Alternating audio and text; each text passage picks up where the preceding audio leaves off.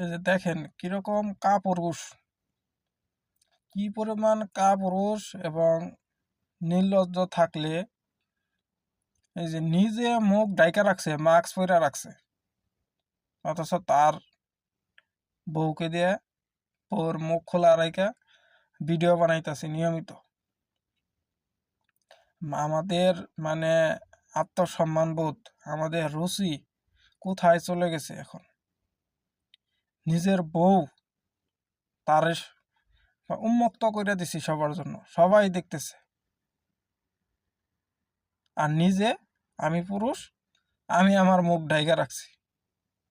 মানে এই ভিডিও দেখে এদের দেখে হাসুম না কান্দুম না রাগে রাগ করুম। আল্লাহ এদের হেদায়েত দান করো।